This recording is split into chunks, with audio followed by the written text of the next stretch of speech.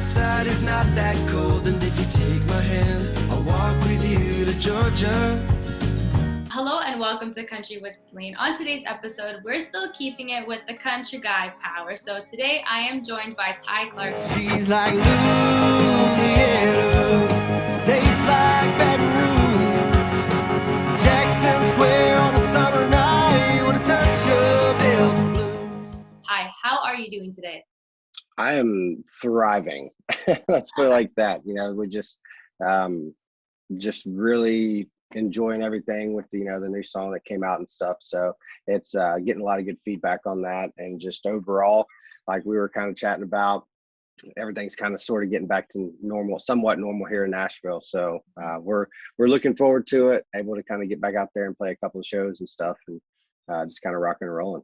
That's exciting news. That's exciting. Now, before we touch on your new single, let's talk about you. Who is Ty Clark? Where are you from?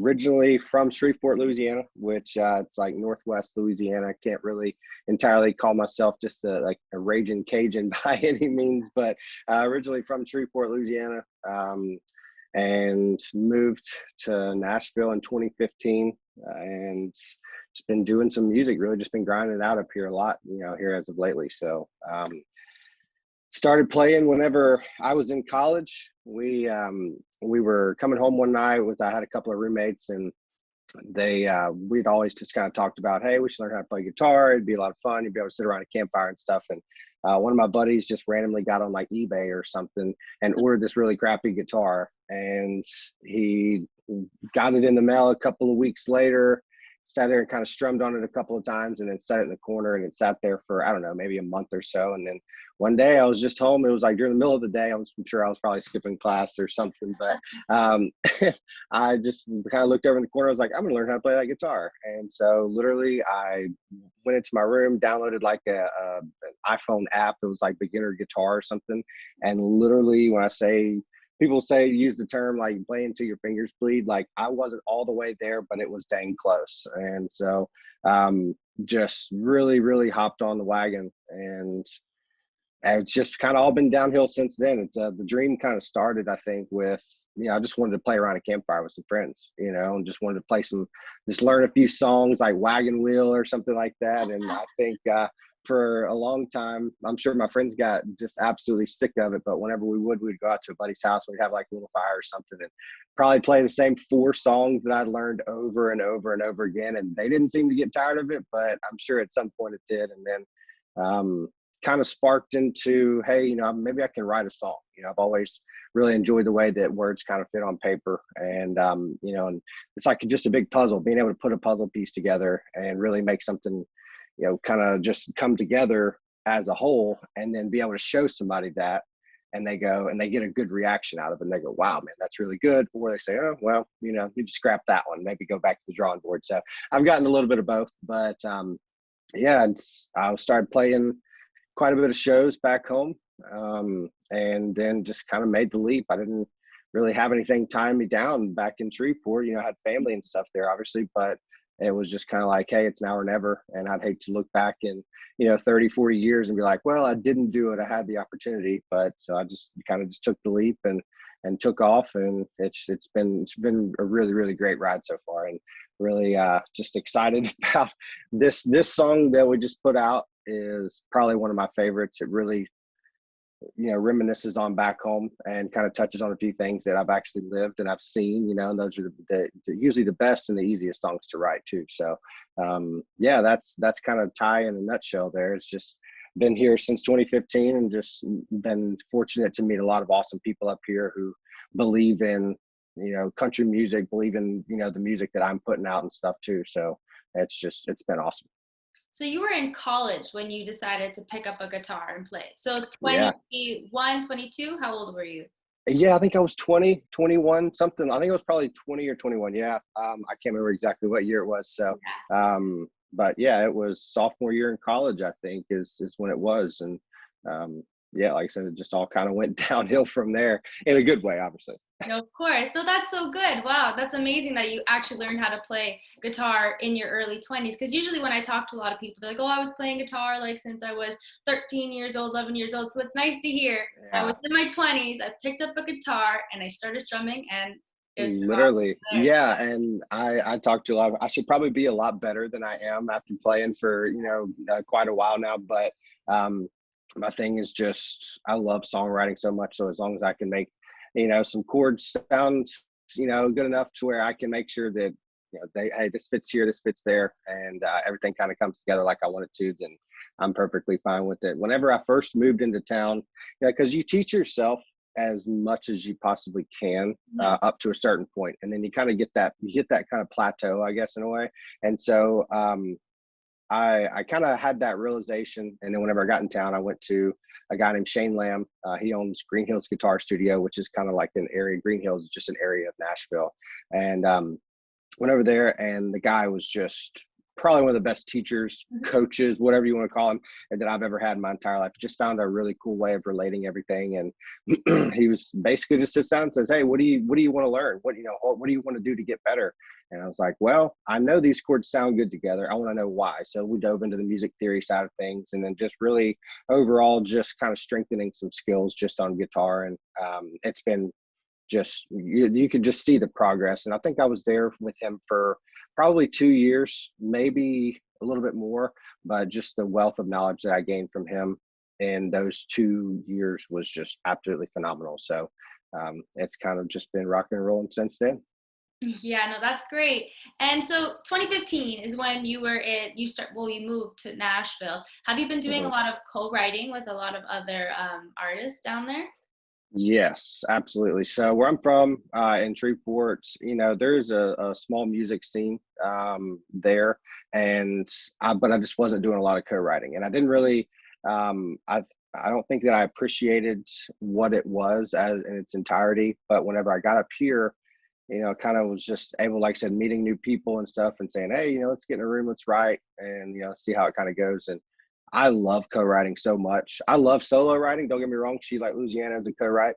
Is a solo write. Yeah. But I think that whenever you may come in with an idea for a song, and you may have this direction for this song, and then you sit down and then you present that idea to someone, and they go, "Oh man, that'd be really cool if it went this direction." And it's not something maybe that, not that you're not creative enough to think that, but you just weren't thinking that at all. And you go, wow, okay, that's a way cooler direction. Let's go that way. And just having other people, just other brains there that, do this on a regular basis, and they've got their skills are sharp, and you're just sitting there with them and you go, wow, okay. And then we come out of that co-write and you go, this is something that I never could have imagined that this song would be. And just a really awesome experience. It really is, just overall. Well, there's so many talented people down in Nashville, so many talented songwriters. And I've only heard really good things about how everybody down there is always co-writing with other artists all the time. And it really, hearing other people's inputs on a song that you have in the works, it's just like, oh my gosh, wow, the way that they're wording their words go perfectly. Like, why didn't I think about that? Exactly. But There's so many songs. There's so many songs that I listen to and I go, dang, I wish I would have wrote that one. yeah, But I think I'm in total agreement with you there. That Nashville itself, that's one of the big things that I appreciate about this place is, yes, there's a lot of great talent as far as, singing and, musicians that are playing different instruments and stuff, but just the plethora of amazingly talented songwriters that are in this town. And you can go to Midtown, you can go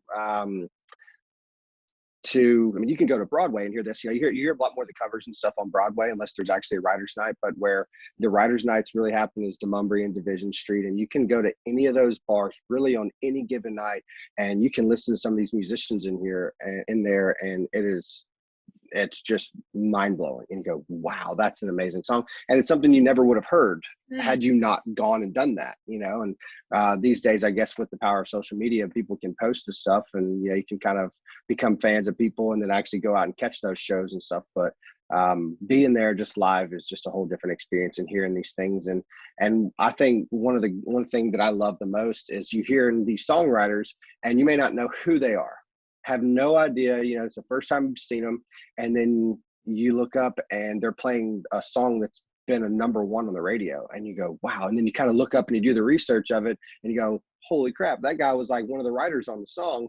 And so it just really formulates a whole new appreciation just for the industry in general. So yeah, the songwriting, the talent that's here, it's humbling. I will say that, because like you think you got a great hit song on your hands, and then you go listen to some of this other stuff and you go, wow, okay, I need to get better.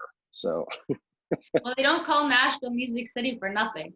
Exactly. You're right? exactly right. Mm-hmm. And, you know, going back to that point when you were talking about how a lot of writers have written songs for like a big time artist whose song have been #1 for like quite a couple of weeks. I just recently heard one, When It Rains, It Pours. I thought Luke Combs wrote that song. And then when I actually look back, I'm like, oh my God, he didn't write that song. This is someone else's song. Like, it's crazy how that works.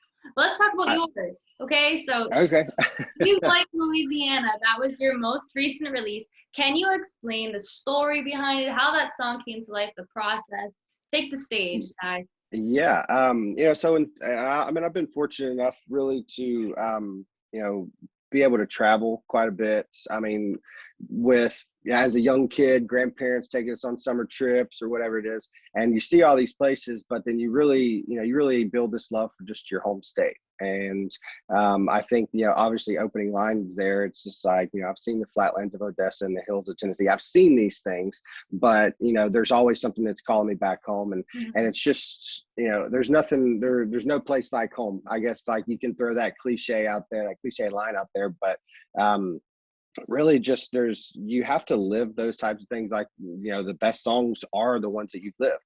And you know, in the chorus of it, which is my brother's favorite line, says, you know, where the flowing red makes her split and feeds the mouth of the Mississippi. So Shreveport is actually on the west side of the Red River. So when I reference the red, it's the Red River. Bossier City's on the east side of it, and it just kind of splits that. And they're just like one big just metropolitan area there. And so, but the Red River runs, you know, way, like, I'm going to say up into Oklahoma and all that stuff as well, but it runs all the way through Louisiana, pretty much the length of Louisiana. And then it comes down, and then it feeds into the Mississippi River at one point. And then it comes down, and Mississippi goes down further and feeds into the Gulf of Mexico, obviously. But yeah, just, you know, my brother's pointed it out numerous times. He's like, man, that's my favorite line. That's so awesome. But those are things that, you know, if you didn't live there, you wouldn't know that. You know, and just like other people would know something about, you know, fun facts about a different state that I wouldn't know. But I guess in a way you can call it educational at the same time. But it's just one of those that I literally sat down in my apartment and kind of had the melody for it, and it started coming along, and I was like, whoa, okay, I got something cool here. So I kind of just put everything else on hold for the rest of the day, and it just kind of all fell onto paper from there. So there's just kind of getting that feeling that you're getting called back home, and, you know, and just making those references. And she's like Louisiana, she tastes like Baton Rouge. Obviously, you know, the food is a huge, rich culture down there. Jackson Square on a summer night, that's just New Orleans area. And it's just making some of those cool references like that. You know, like I said, you live them, you see them, and it's just, you know, really holds a special place in your heart. From the banks of Carolina on out to the west coast, there's a whisper down in my soul, keeps bringing me back home. She's like Louisiana. That's how you make a song a #1 song, is if you actually lived it, rather than writing stuff about like a fictional story, pretty much, like something that you lived. Especially the way that you deliver it as well, right? It's completely different than if you didn't live those moments. And honestly, I feel like it's a full-blown geography lesson from you. I did nothing. Like I said, it's educational. Yeah. Yeah. So Ty, who would you say are your musical influences? Man, I grew up and I think that everybody kind of had this, they looked up to these people, like Garth Brooks. I remember I got it was the Rope in the Wind album. Chris Ledoux was a big reference for me when I was a kid. I think I was probably 7 or 8. And I asked for a Chris Ledoux greatest hits tape for like Christmas or something. My parents were like, well, that's easy. You know, some kids asking for, you know, these expensive gifts. I can go buy you, you know, a $10 CD or something. So Chris Ledoux, I just loved everything about that, you know, and coming from, or my dad kind of comes from a rodeo background. I didn't go that route, but Chris Ledoux was, you know, big into the rodeo scene and stuff. And so I think listening to that is, you know, kind of obviously really, I guess I'm trying to find the right words there. You know, like listening to my dad listen to it made me love it. Of course. And then, you know, obviously kind of taking the lyrics at heart and stuff. And yeah, Garth, Chris Ledoux, there's another guy out there. He's an old timey songwriter. And I think he had some pretty big hits, but his name is Guy Clark. And like he was probably one of the best songwriters ever. My dad used to jam this CD, and it was the greatest hits by Guy Clark. And I can still, it's one of those crazy things that you listen to it and I can still sing every word to pretty much every song on the album. And but those, you know, that's how you know those guys are really your influences, whenever you really dive deep into the way that they're putting words together, and you know, everything's just kind of coming together. So yeah, that's, you know, I could say, you know, George Strait, Alan Jackson, like the whole 90s country scene, I could say that. And I did listen to those guys a lot, but, you know, top three was definitely Garth, was definitely Chris Ledoux. And I'm going to, you know, probably at number three was Guy Clark, just because he's just a lyrical genius. Well, those were your roots, right? And it's amazing. It's really amazing how you can be listening to an artist when you're 5 years old, 6 years old. And then if you want to grow into having a music career, that the way that they sung, it really influences how the genre that you want to sing and how you sing it. Because if you listen to a lot of country as well, like, well, for me, I didn't grow up in the States, like in the southern part of the state, so I don't have a twang, right? But when I listen to all this country and then I start singing, I'm like, oh my gosh, I'm picking up on this twang. I love that. Yeah, it's crazy how that happens. Do. Yeah, you get the whenever you start throwing those long A sounds, they're like sang and thank and drank and stuff like that. Yeah, you definitely get that draw in there, and you got to say it like that, otherwise it just sounds weird in the country song. So exactly, you have to say it with that twang. Especially when I listen to Florida Georgia Line, I'm like, I have to hit it like how they hit these notes. Yeah, they've got some twang in their voices for sure. Definitely. And now your single, She's Like Louisiana, it won the month of February with Boots of Europe. So yeah, that's exciting. That's a really good start. Yeah. That was a great message to wake up to. And I just saw the post because obviously we had, you know, entered the competition and stuff, and I was just like obviously trying to promote as much as possible in every social media platform. And then I woke up and they're like, hey, you won. I'm like, wow, okay. So it really validates kind of what you, whenever you're spending all the, you know, the blood, sweat, and tears, putting all this effort into these songs and stuff, and then just see something like that pay off, and it's really awesome. It's a great accomplishment. That is a great accomplishment, and I'm sure you have a lot more goals that are ahead of you in your future that you're going to accomplish. But now you not only released this country song. When I was like searching up your music, you were on tracks with like a rap country artist. Yeah. Austin, forgive me if I pronounce this wrong. Tolliver, is that That's how? It. Yeah. Oh, I said it correctly. Yeah. Okay, yep. What made that of interest for you? Okay, so I remember whenever I was just a kid, me and my other friend, his name was Tyler Moody, we used to just play around with like instrumentals and stuff. We would write like these little raps. I feel like everybody may have went through that phase at one point, but yeah, and you had like that little phase or whatever. And so it's always kind of just been cool. I've always just loved that. And yeah, so Austin came to me. We actually went to high school together. Austin and I did. We went to Captain Shreve High School. And then he reached out to me in, I think, 2017. And was like, hey, man, are you in Nashville? I'm like, yeah, absolutely. And he's like, let's get together. Let's grab a beer or whatever. And let's talk about it, you know, because I'm in the process of kind of doing this whole music thing and stuff. I'm like, okay, I don't remember him coming from much musical background. So I'm just like, all right, you know, we'll see how this goes. And then we sit down and we kind of talk about it. And he's like, hey, man, you know, like I want to focus on more of this. And they call it HickHop, is what I've heard it called. And so it's like, it's more of just like, it's country lyrics over like the trap, like 808 beats and stuff. And so he is probably one of the best networkers that I've ever met in my entire life. The guy goes out and he gets things done. All right. And so he's like, hey, I've got like all these beats. Let's sit down and start writing some stuff to him. And so we had a couple buddies that jumped in. And I think the first one that we released was It's Been So Long. That might have been like 2018 or something. But it was very, very new territory for me.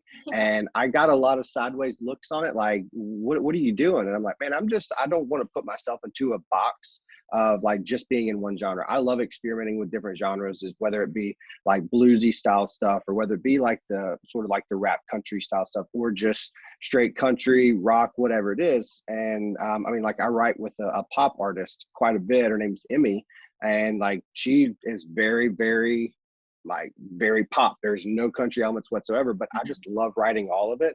And so it took some convincing at first. He's like, man, we got to release this. And I'm like, what is everyone going to think about this? And I, finally just was like, all right, just kind of got the courage up. And so we released it, and it just kind of took off. In the trenches day and night, to me it feels like paradise. Every day I gamble with my life, I bought a paradise. It's so long stopping home. I think I changed when I got my fame. Not to prove them wrong with a song and a fire ass up, but when I leave you know my name and the song comes on. He's actually signed with Average Joe's Entertainment now, which I think the head of the label there is fourward. And I think he just released a song a couple of days ago. But yeah, I was with him. We did a lot of music stuff for about 2 years, I think, maybe a little bit longer. But yeah, I mean, it's definitely crazy to get that type of experience in a different genre like that. And he would send me stuff and be like, hey, let's write this. And we would sit down and we just found a bunch of words that fit great on paper together. And it was just saying it a lot faster is really all it is. So, Yeah. And it was wild, but yeah, no, I had a blast doing that. And I still write stuff like that quite a bit. I mean, we just wrote a new song the other day that it's got acoustic guitar over it, but it's just like fitting a lot of words into each line, really. And wrote a new song called Talkin' Trip with Dalton Grimes and a guy named Stephen John. And wrote that one. I've got another one out there that was called Timeline that kind of basically narrates just the whole story of like the music come up, I guess, just in general. And I think that one's I know I just posted like a couple of parts on TikTok and stuff the other day. I'm a TikTok wannabe. I saw that in your bio, TikTok wannabe. But yeah, so people can catch that there. I mean, I think it might have been out for a little bit and then I ended up taking it down. But yeah, I just love writing music. I think that's, whatever genre or whatever style it is, I think it's just, just the whole process in general, and then finding that song that you really love and you go, okay, let's go to the studio and let's cut this and and put it out there for the world to hear and for them to judge you. There's a certain level of vulnerability that comes with it, whenever you put songs like that out there and you're saying, hey, here, I wrote this, judge me. You're like, okay. But it's nice that you don't want to just stay in one genre or like stay in a little bubble, right? That's like a more notable artist that I can mention would be Taylor Swift, because I grew up listening to Taylor Swift, pure country, then it was country pop, and now it's like pop. She just went over, and it's really like a leap of faith. She just like got album of the year, didn't she? I'm pretty sure. Yeah. Grammy for album of the year. Exactly. And that's like indie. I think that's more indie. It's very indie, folky style. Yeah. Whenever I listened to it, I was like, whoa, this is awesome. I love it. She like covered it all, but she like can do it all. It's crazy. Mm-hmm. She's such a dynamic artist. She's crazy good. Absolutely. But rapping is fun. Ty, it is. It's so much fun. Right? And that song was actually a bop. I dig that song. Yeah. Oh man. Well, I'm glad you liked it. I mean, Austin was obviously he was doing most of the rapping and the verses and stuff, but I was doing like the chorus and singing and stuff. There's a few of them that we have out there, and I think there's the big one I think that he had that I wrote with him it's called Outlaw Kind of Vibe. And you can find him, obviously, if you look up Austin Tolliver, I think it's at 700,000 streams right now. And so, that one was one that we sat down and we're like, hey, this is going to be awesome. And it really took off. It really did. So I'm super excited for him. He's doing some great things. And I think that, he just released a song. he's really doing good things in the industry right now. So, but in rapping, yeah, to go back to kind of what you said, to not go the long way around the barn there. Yeah, no, just rapping in general is just fun. I can remember listening to like Nelly and stuff like that and being like, Oh this my is so God, cool. My gosh, man. yeah. Oh my gosh. And there was also another song. It was called Sword. You featured on it. So I'm assuming that was you rapping in it too. Sore? Sword. No, so that may not have been me. So there's another Ty Clark out there. Oh All my right, and God. he is, yes, and I've had this. So funny story. So I had a round with BMI. Like I had a big go round with them because some of my songs were getting credited to this other guy that's Ty Clark, and he's like a rap gospel singer. And yeah, so and I don't know why or how, maybe because we skirted those lines of kind of, toying with like some of the rap stuff or whatever. Maybe they just thought, oh yeah, it's all the same guy. Not that, but yeah, it's funny you say that because my brother literally just texted me the other day. It's like, have you seen this? I'm like, yep, I've dealt with it. And so we have to be very vigilant about, whenever we're putting in registering the songs and stuff and making sure that the numbers are correct. And because and I've told BMI, I'm like, hey, there's still songs on here on my catalog that are his, and they're like, okay, we have them taken care of. And whether they have or not, I don't know that they have just yet. But yeah, it's been back and forth quite a bit. It's like, man, it's just part of it. There's going to be other people out there with the same name. Yeah, but like Ty Clark, I wouldn't have thought there'd be a lot of people with that name. Well, yeah. That's actually funny. That's pretty funny. I'm sorry. Yeah. I thought that was you because like I was listening to the other songs and then I assumed like, oh, it's part of it when you go on Apple Music and you type in your name, something pops up. Yeah. That's too funny. But okay, so She's Like Louisiana. That was your first single out in a while. So what else do you have in the works? Yeah. So I actually just talked to the producer about it last night, and we're finishing up on one song. I'm going to try to release that. We don't have an actual date that's set down just yet, but it's called Marbles and Moonshine. It's a song that I wrote with a guy named Jonathan McClendon, and my buddy Jake, and listened to it and was like, man, he's the one who produced. Jake Garner is the one who produced She's Like Louisiana, and Jake Garner and Brian Toole, sorry. And so Jake would just basically say, he's like, man, can we put these other ones on hold right now? Because I really want to produce that because I have a really cool idea for it. I'm like, sure. So we've got a couple others in the works. Marbles and Moonshine is going to be probably mid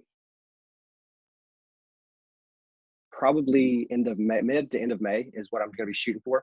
And then we've got another one that's called Living It Up. That one will probably try to come out around August. That's more of a summer style song.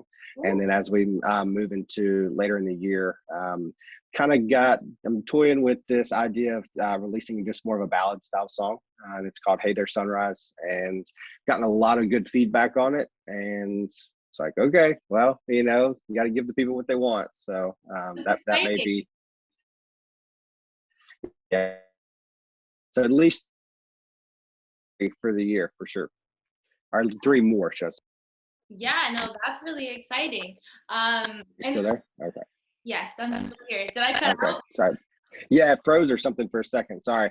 It's all good. It's all good. I was going to say, releasing a song in May is actually really smart because you're getting people amped for like summertime too. And especially if you're going to release a summer vibing song in the summer as well, right? Like that's perfect timing, I have to say. Absolutely. And now what other artists, if you were looking at any artist in the world, who would you like to collaborate with? Oh man. Honestly, Riley Green is a big fan of him. And my buddy Jake, he actually is been fortunate enough to be able to do some touring with him, and he's a lead guitarist for him, and he just seems like he's a fun time. He seems like one of those guys you want to sit back and have a beer with. I feel like we do a lot of the same things, hunting and fishing, and just outdoors type stuff, and play music all at the same time too. So that would be an awesome collaboration. Obviously, the dream collaboration is going to be Luke Combs. That guy does no wrong. I feel like he puts out all these amazing songs. And it's like, do you write a bad song, man? Like, come on, dude. Never. He's my favorite country Oh, yeah. artist, like Yeah. by far. But my favorite, every song that he releases, it's like, it's not bad. Like, he can't write a bad song. Exactly. Yeah. Crazy. There's a couple of new guys on the scene too. Cameron Marlowe is, if you haven't heard him yet, Yeah. man, that guy's voice is like, he's another one. Like whenever you listen to Luke Combs, like he just doesn't hit a bad note. You know, like everything it seems like it's just so purposeful, everything that he does. And then that's how Cameron is too. And I've had the privilege of getting to meet Cameron and kind of just hang around in the same room and stuff there. And super, super nice guy. And his voice is just, man, I don't know if I want to collab with those guys or not, actually, because they just blow me out of the water. I'm like, I'm just going to stand over here. So, No, you go up yeah. against those big guys. Ty. Exactly. You go up against them. Yeah, you got to hold your own there. Exactly. And now you have a podcast that you and your buddy started. It's called Straight Four, like the number 4 word. Whose idea was this, and why did you guys start this up? Yeah, so actually I'm up in the studio right now where we're the podcast is, all the setup and stuff is right back here. But I think it really came about, we were having some people over this past summer, and it always ended up being like, so I live with 2 other guys. It's Nate Justice and Taylor Bainham. They're part of a band called Southern Justice. And those guys are awesome. You guys can check them out as well. So Southern Justice, and then our other buddy, Corey Wise, he's a musician as well and has some really, really great songs out there. Well, I think I was making gumbo one night. It was like on a Saturday or Sunday, and everybody had kind of left, and it was the last of us kind of hanging around, and we literally sat at my kitchen table and just talked for like an hour and a half or 2 hours. And we're going, we should probably like start a podcast or something, because we all listen to podcasts, and like the funny ones like Two Bears, One Cave and Your Mom's House with Tom Segura and his wife Christina Fajitsky and stuff. And so we listen to those podcasts all the time. We're like, we could do this. And literally I hopped on Amazon one day, bought like some podcast setup stuff, like the mics and the arms and everything with it. And Corey's and Taylor are good at like doing the editing, running like soundboard and stuff. And so it all kind of came together, and we're getting better at it each week. I think if you listen to it, and I think just evolution of doing anything and just getting the experience just in general, if you listen to the first week that we had on, and there was a lot of like, just, it was all over the place. And compared to now, I think we're actually recording episode 10 tonight. And so where we're at now, it's just 10 times better. We've actually got some defined segments that we touch on each week, and we actually kind of have a game plan going into it. We still want it to be very just off the cuff, but we also still have like talking points that we want to hit and stuff. So yeah, it's been a lot of fun. I wouldn't exactly call it PG. So it's me might need it. Right. Well, and you kind of have the freedom to do that. That's the glory about having podcasts. A podcast, you kind of you just kind of you can do whatever you want to, and then you can talk about it. And we have a few things that we refuse to touch on, as far as like, it's like, hey, okay, we're not going there. So but for the most part, it's just so much fun. You can just sit back and just talk with your buddies for a while. Yeah, I know podcasts are a lot of fun, but no one really understands too that there's a lot of work that goes in behind the scenes too, because I don't think anyone's first episode of a podcast goes smoothly. There's like so many hiccups because people talk over each other. The time, like you're trying to condense like the time into like, let's say 30 minutes, and like one segment goes longer than the other. Like it's a whole show pretty much. But that's exciting. Podcasters they're really picking up like now, especially like so many people are doing absolutely. And we've got a couple of our buddies that do a podcast as well, like their own podcasts and stuff, and we listen to them. We all try to support each other and stuff, so we listen to them, they listen to our stuff, and always give each other feedback. I think Nate's brother, he listens quite a bit. Let me see, make sure I didn't lose you there. I'm still here. Okay, sorry, I thought I lost you. So yeah, but his brother, he listens each week, and he's kind of like the critique guy. It's like, hey, you guys did this really good, and you could do this better or whatever. Like, all right, thanks, buddy. But it's helpful, to get the feedback and stuff. And it's just, like I said, we do it for fun. I don't think that we have this idea that where it's going to be this big viral podcast by any means, but we just sit back and we have fun. And yeah, there's been some learning curves with it. I think episode 2 ran like 2 hours just because like one of our buddies came on, hadn't seen him in a while. So literally, and we just sat there and just talked with him for a bit, but we showcase artists and stuff. If they have singles coming out, and they have time to come on, we usually record, I think at like Tuesday around like 7:30 or 8 our time on Central Time here. And so we have them come over, kind of chat with them, but we also make sure that obviously they're included in the normal conversations that we have on a day-to-day basis as well. So that's great. And I have to say the name Straightforward was smart. Mm-hmm. I really like that. That was smart. We toyed with a couple of other options, and we're like, maybe not, So, but yeah, and we knew it was gonna be 4 of us, and I think we just threw some ideas out there one day, and we're like, oh yeah, that would be really cool. So let's do that. So we had one of Nate and Taylor's friends from back home. They're from Delaware, and they had one of their friends. She's like graphic designer, and so she's the one who made the logo and everything for us, and it was really cool. So we're excited about it. It's a lot of fun. Yeah, no, I have to listen to an episode now. Now I'm really excited to listen to it. Yes. Like I said, it's not, maybe not PG, but just you have to prepare yourself a little bit before, but it's not, it's doing our thing. So yeah, no, for sure. Yeah, I'm excited. I can't wait to listen. And it doesn't have to be PG for me. It's awesome. Okay, good. But now before I let you go, we're gonna play a little game called Country with Celine Rapid Fire. Pretty much, I'm gonna shoot you a couple questions. Try to answer them as fast as you can. If you have to think about it, that's perfectly fine. Okay. Oh man. Okay, sounds good. Okay. I feel like I know the answer to the first one. What's your sport? The baseball. I played baseball growing up. Yeah, so that was my deal. I was thinking football. I thought football. I do love football. I love my Saints. But like I said, it's baseball is my go-to for sure.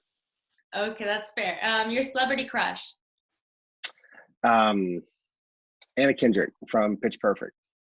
Ooh, that's the first time I've heard that. I learned the Cup song? Yeah, I learned the Cup song. Absolutely. That's my hidden talent. So if that one's in there, then that's the hidden talent. I learned the Cup song because I watched Anna Kendrick do it at her audition in Pitch Perfect. And I was like, that's amazing. And yeah, celebrity crush, Anna Kendrick.